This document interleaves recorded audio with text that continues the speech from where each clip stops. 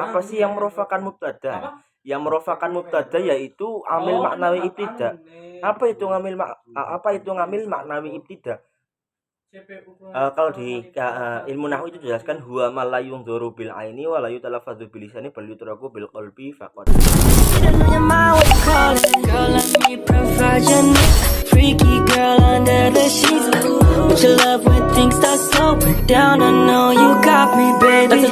Wabarakatuh. Alhamdulillahirabbil alamin. Baik, pada kesempatan kali ini saya akan menjelaskan tentang sejarah pembangunan kota Damaskus, ya teman-teman. Jadi di sini saya mengambil referensi dari kitab Tarikhul Khulafa karya Syekh Ibnu Asakir. Jadi sebelumnya saya akan bacakan teksnya terlebih dahulu, kemudian saya akan kupas ilmu nahwunya, akan kita bahas bersama. Kemudian saya akan bacakan arti dan maksud dari teks Arab tersebut, dari kitab tersebut. Jadi di sini dituliskan bahwasanya babu tarikhi bina'i madinati Dimashq. Jadi sejarah pembangunan kota Damaskus.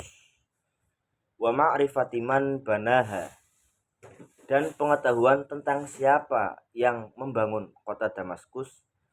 Wa hikayatil aqwali fi dzalika tasliman liman hakaha, serta riwayat pendapat mengenainya dengan menerima riwayat yang dikisahkan. Jadi pada pembahasan kali ini itu menjelaskan tentang sejarah bangunan kota Damaskus, yang mana Syekh Ibnu Asakir ini seorang sejarawan ahli hadis terkenal dari abad 6 Hijriah. Dalam bagian ini Ibnu Asakir mengumpulkan riwayat-riwayat mengenai sejarah awal pembangunan kota Damaskus. Kemudian saya bacakan teksnya selanjutnya. Qara'tu ala Abi Muhammadin Abdul Karim ibni Hamzah ibnil Khadir ibnil Abbas As-Salimi Al-Haddadi Al-Ma'rufi bi akhi Salman bi Damashq. Jadi aku membaca kepada Muhammad Abdul Karim bin Hamzah bin Al-Khadir bin Al-Abbas As-Salim Al-Haddad, yang dikenal dengan sebutan Akhi Salman, di Damaskus. Ngan Abi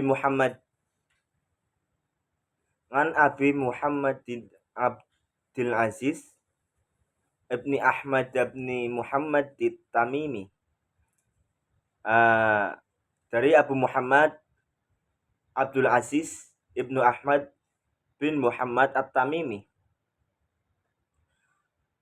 Jadi di sini selanjutnya ana Tamam ibnu Muhammad Ar-Razi, ana Abu Bakrin Ahmad ibnu Abdullah ibn al-Faraji At-Damashqi, ana Abu Bakrin Muhammad ibnu Ayyub ibn Ishaq Ar-Rafiqi, ana Muhammad ibnu Khadrin yakni ibnu Ali Ar-Rafiqi, ana Abu Ayyub yakni Al-Walid ibn Abdul Malik bin Marsraj, ana Sulaiman ibn Aqa'in an Salmah bin Abdullahi Al-Juhani an Ka'bin qala awwalu ha'itin wudinga ala wajhil ardi ba'da tufani ha'itu Harran wa Dimashq summa Babila.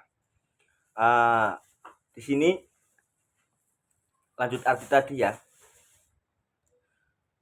Amba'ana Tamam ibnu Muhammad Ar-Razi telah menceritakan kepadaku, telah memberitahukan kepadaku, telah menginformasikan kepadaku Tamam bin Muhammad Ar-Razi yang berkata, aku diberitahu oleh Abu Bakar Ahmad bin Abdullah bin Al-Faraj Ad-Damashqi, yang mana ia berkata, aku diberitahu oleh Abu Bakar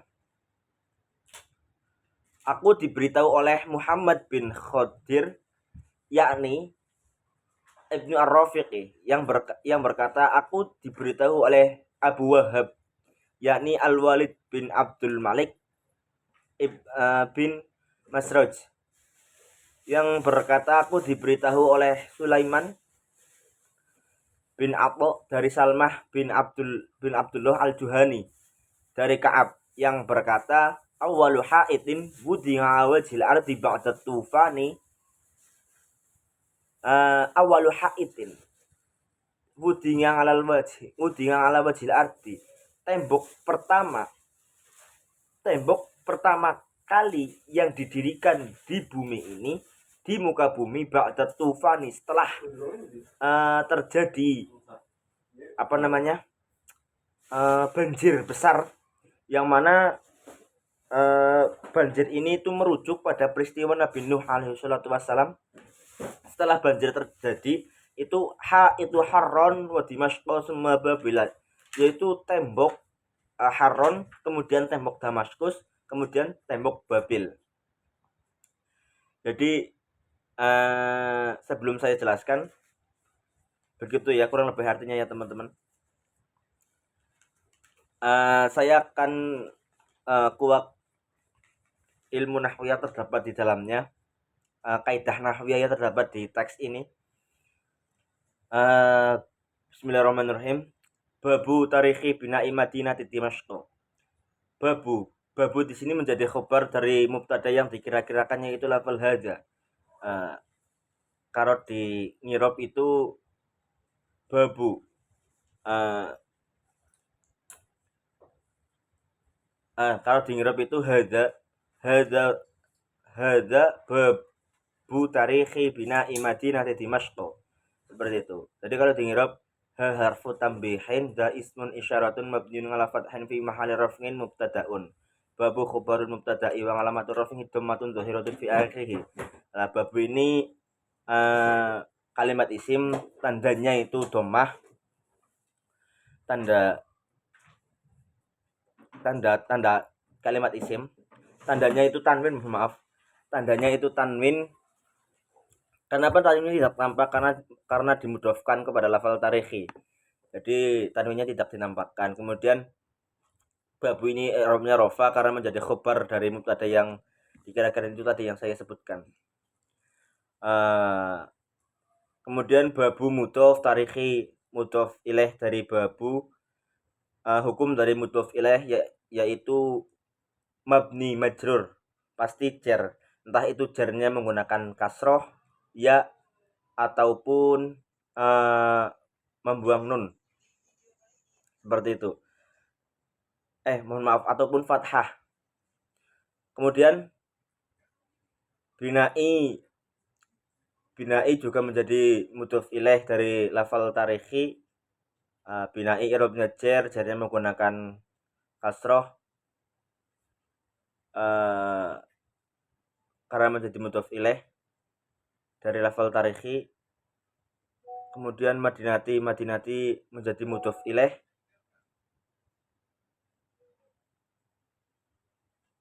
dari lafal bina'i. Kemudian lafal bina'i madinati. Sebenarnya kalau semisal lafal madinati itu ism ghair munsharif, berhubung karena lafal madinati menjadi mudhof, ketika ism ghair munsharif itu dimudhofkan atau kemasukan al, maka kembali ke tanda asal yang harusnya itu menggunakan fathah, tapi kembali ke tanda asal karena menjadi mudhof atau kemasukan al, yaitu menjadi kasroh kembali. Maka di sini dibaca bina'i, babu tarikhi bina'i Madinati Dimashq. Kemudian lafal Dimashq menjadi mudhof ilaih dari mudhof Madinati. Nah, i'rabnya lafal Dimashq itu jar, tanda jarnya menggunakan fathah karena ism ghair munsharif. Kenapa menggunakan jar? Karena i'rabnya jar karena menjadi mudhof ilaih dari lafal Madinati itu tadi. Kemudian wa ma'rifati man banaha, wa ma'rifati. Wa di sini huruf athof ma'rifati menjadi maktuf dari maktuf alaih tarikhi, mereka awal tadi menjadi maktuf alaih tarikhi. Kemudian man di sini adalah isim mausul. Lafal man di sini tidak memiliki i'rab secara mahal ya, karena ia mabni sukun. Secara mahal ia jar karena menjadi mudhof dari lafal ma'rifati ya, mudhof ilaih. Di sini atofnya atof nasak karena menggabungkan dua lafal. Kemudian bana itu fi'il madi menjadi silahnya lafal man banaha ya, dan mengetahui orang yang membangun, siapa orang yang membangunnya, seperti itu. Di sini domir baris, baris itu terlihat, munfasil itu terpisah, domir baris munfasil. Mabni fathah, ia tidak memiliki i'rab karena secara hanya memiliki mahalnya itu mahal nasab karena menjadi maf'ul bih ya, yang mana domir ha ini kembali ke lafal madinati Dimashq. Kemudian wawu di sini sama huruf athof, hikayati juga maktuf kepada lafal ma'rifati, hikayati i'rabnya jar karena tadi menjadi maktuf, al aqwali i'rabnya jar ya karena menjadi mudhof ilaih dari hikayati. Kemudian fi huruf jar, zalika itu isim isyarah. Secara kaidah isim isyarah itu tidak mempengaruhi i'rab. Jadi hukumnya isim isyarah itu mabni. Kemudian fi zalika, yang mana isim isyarah ini kembali ke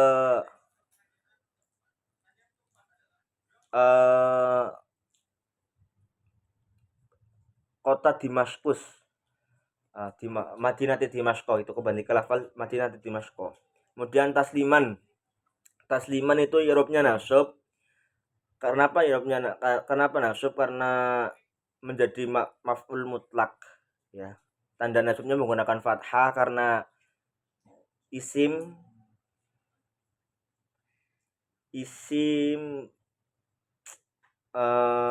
ya Allah, tanda nasabnya menggunakan fathah karena isim mufrad.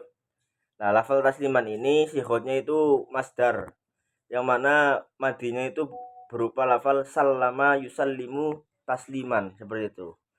Kemudian liman hakaha, li di sini huruf jar, man sama seperti man di depan hati, man itu isim mausul, haka. Kemudian haka itu fi'il madi menjadi silahnya man. Juga sama seperti ha di depan, kembalinya ke Madinati Dimashq sama. Kemudian ke bawahnya qara'tu ala Abi Muhammadin Abdul Karim. Nah, qara'tu di sini fi'il madi ya. Fi'il madi yang kemasukan domir mutaharik rufi ya. Yaitu domir tu.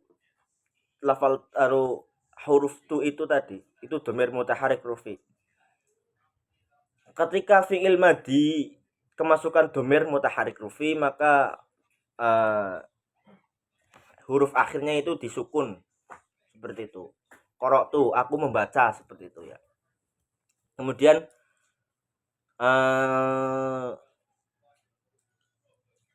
ngala itu huruf jar. Kemudian Abi Muhammadin i'rabnya jar karena kemasukan huruf jar ala, jar majrur ya teman-teman. Abi Muhammadin, Abi itu mudhof, Muhammadin itu mudhof ilaih. Kalau dalam ilmu nahwu itu disebut asma kunyah. Apa itu asma kunyah? Nama yang di mudofkan ke lafal abun atau umun, atau untuk menunjukkan suatu nasab, misal Abu Muhammadin, misal Ummu Muhammadin, seperti itu, menunjukkan ibu dari Muhammad, kemudian bapak dari Muhammad. Misal ada anak namanya Muhammad, ada nama bapaknya semisal A, nah itu di asma kunyahkan menjadi Abu Muhammadin, misal ibunya Ummu Muhammadin, seperti itu.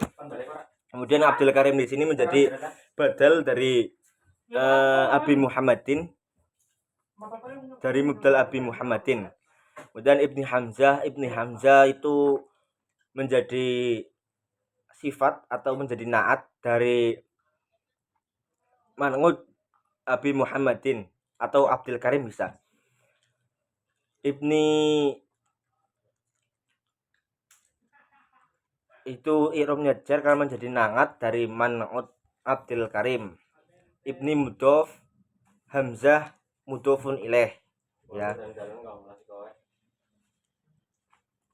Tanda jar dari Hamzah itu menggunakan fathah karena isim ghairu munsyarif. Nah, ilatnya apa?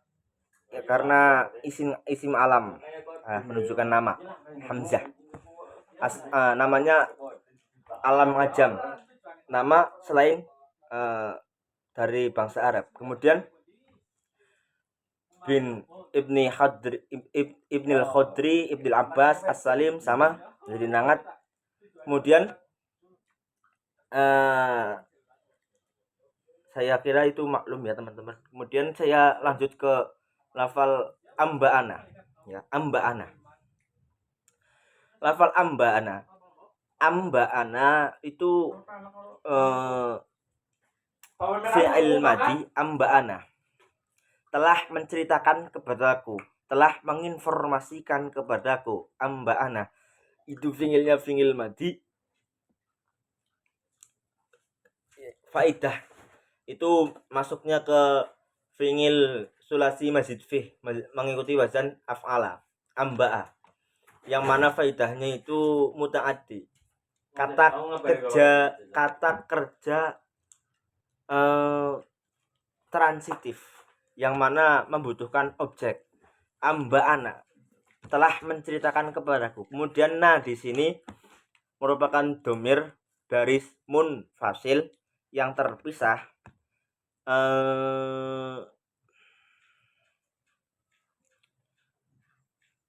yang mana mengira-ngirakan lafal nahnu, ya. Maksudnya di sini nahnu telah menceritakan kepada kami, ya, maksudnya ke pengarang itu, karena sifat tawadu seorang pengarang kitab maka menggunakan domirna, kami, seperti itu. Nah di sini tidak memiliki i'rab, hanya memiliki mahal. Secara mahal nasab karena menjadi maf'ul dari lafal amba'ana, yang mana fangilnya lafal tama itu di depan itu lafal tamamu, itu menjadi fangil dari lafal amba'ah. Telah menceritakan kepadaku Tamam bin Muhammad Ar-Razi. Tamam, kemudian Ibnu Muhammad menjadi i'rabnya rofa karena menjadi nangat dari lafal tamam. Sama seperti tadi, Ibnu Muhammadin juga asma kunyah karena menunjukkan nasab atau keturunan, seperti itu. Kemudian Ar-Razi juga menjadi nangat, menunjukkan marga, kalau di Indonesia itu marga. Kemudian Ana Abu Bakrin Ahmad bin Abdullah bin Al-Faraj Ad-Damashqi. Ana di sini itu menjadi mubtada, ya. Mubtadanya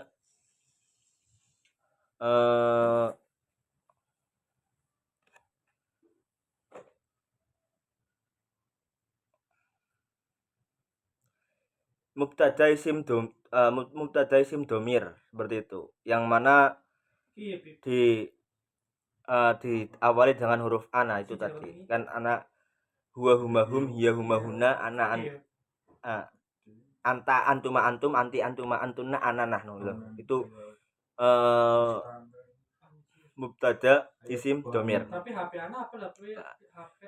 Yang kemudian apa sih yang merupakan mubtada? Yang merupakan mubtada yaitu amil maknawi ibtida. Apa itu ngamil maknawi ibtida? Kalau di ilmu nahwu itu dijelaskan huwa ma la yunzuru bil aini wa la yutalafadzu bil lisani bal yutraku bil qalbi faqat. Sesuatu yang tidak dapat dilihat oleh mata kepala, tidak dapat diucapkan oleh lisan, tapi hanya dapat ditemukan oleh hati. Bal yutraku bil qalbi faqat. Kemudian Abu Bakr itu menjadi khobar dari mubtada ana, i'rabnya rafa. Karena itu tadi menjadi khobar dari lafal ana. Tanda rofaknya menggunakan wawu karena termasuk asmaul khamsah. Abu mudhof, Bakrin mudhofun ilaih. Tanda jar ya, jarnya menggunakan kasroh. Sama seperti di awal itu asma kunyah ikutnya. Kemudian Ahmad bin Abdullah menjadi badal dari lafal Abu ya. Karena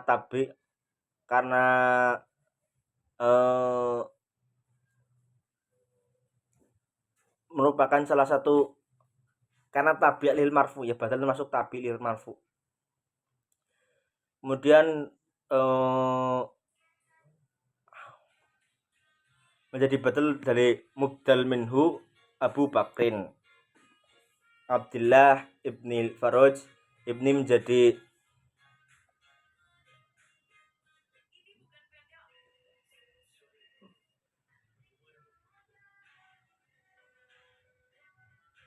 apa ya, menjadi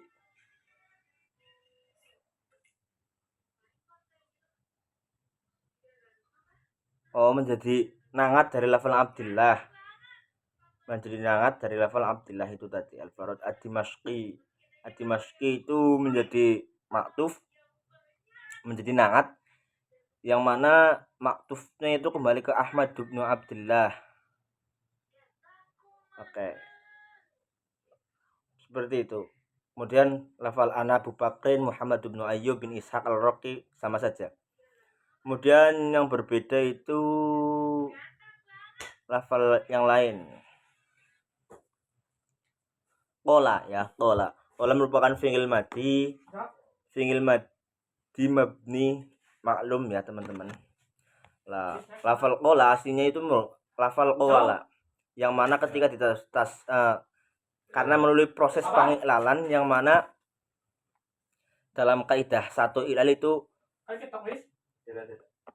disebutkan ketika ada wawu atau ya berharokat jatuh setelah huruf sahih, maka wawu atau ya tersebut diganti alif. Seperti itu.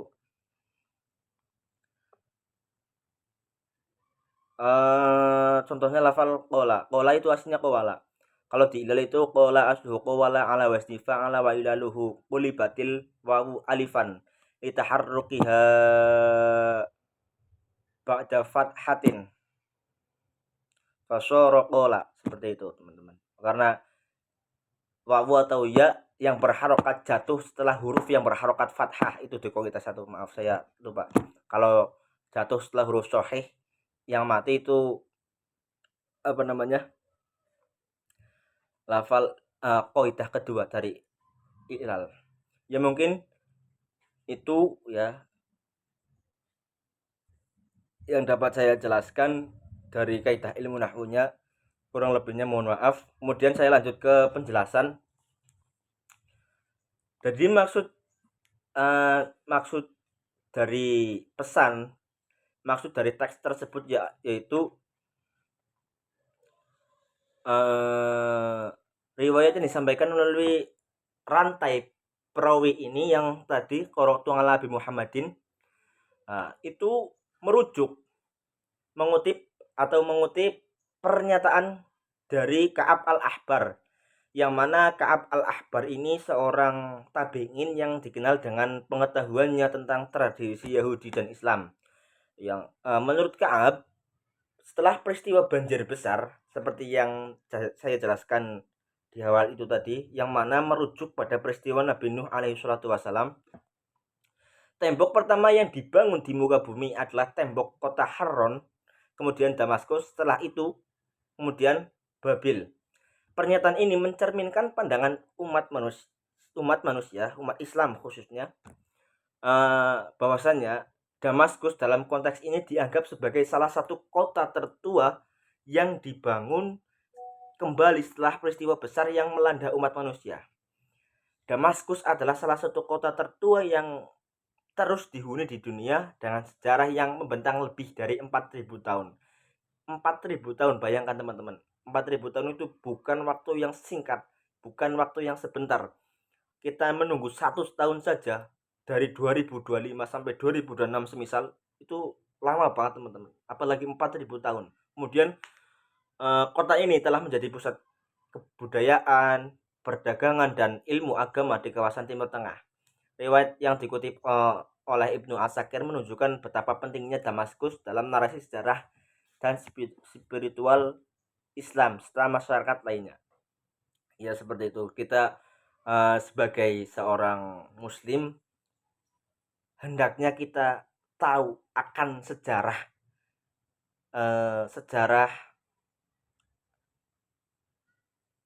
perkembangan agama kita sendiri. Minimal mengetahui sedikit. Karena pada dasarnya ketika kalian tidak mengetahui semuanya, maka tidak tahu semuanya, maka jangan ditinggal semuanya. Ini melihat ke kaidah la yudraku kullu wala tudraku kullu. Ketika kalian tidak bisa melakukan semuanya, maka jangan ditinggalkan semuanya. Jika kalian tidak mengetahui sama sekali, maka minimal tahu salah satu sejarah dari perkembangan peradaban Islam, agar keislaman kita itu lebih meyakinkan seperti itu. Setidaknya kita sebagai seorang muslim itu tahu tentang sejarah, meskipun itu tidak banyak ya teman-teman. Ya mungkin itu yang dapat saya sampaikan, kurang lebihnya mohon maaf. Semoga bermanfaat. Jangan lupa like, subscribe, dan komen. Asik.